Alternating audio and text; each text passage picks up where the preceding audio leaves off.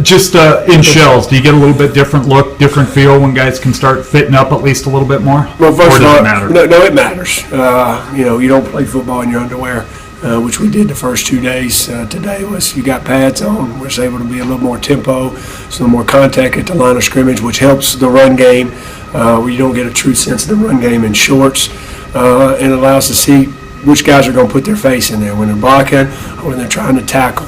And the energy level goes up. Naturally, there's a high energy level on the first day of practice, but we're still in shorts. We're still trying to take care of each other. Today the energy level went up because they're allowed to compete more.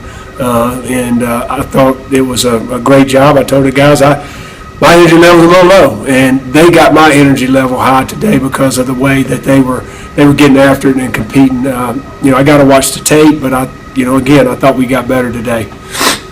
Your offensive linemen like it too. When I was talking to them yesterday, they were saying it's still contact for them. Yeah. They like having pads on because they're not taking face masks in the Yeah, shoulders.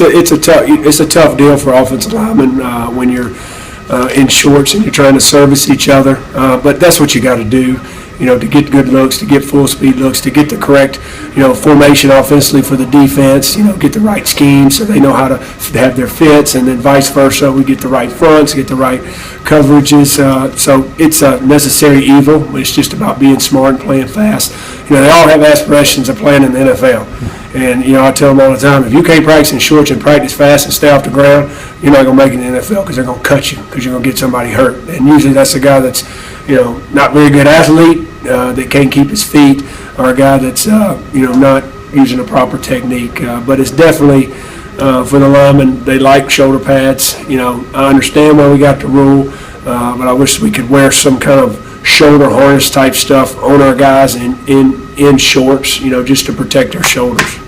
How far in do you think it'll be before you start to really get a feel for what this team is going to be like, the character and kind of the personality, I guess, of the team? Well, I think that happens when they're put through trials and they're tested. So that's our job as coaches to have that, put them through that during camp, to push them to see how they're going to respond. I told them this morning that a lot of long faces last night and this morning because coaches are getting on them. And I said, guess what? They're going to be harder on you today than they were yesterday. That's what it takes for us to get where we want to go. You have to be willing to make that climb uphill, and you have to accept that climb, to be put in those situations and see how we're going to respond. You'd like for that to happen at camp, but sometimes, the true adversity, doesn't hit until the season. A bad series, a bad half, a bad game. But that's what camp's for. That's what fourth quarter's for. That's what the off season's for. Do you put them through that and see how they respond? I thought we did a good job in the off season, and now, we're putting them through it right now at camp. We haven't had that moment yet because we're still getting started, but it will come. I wish we had a little more heat. That would help. To test them, and their bodies are a little tired, but it's just a process through camp of what happens to see how they respond.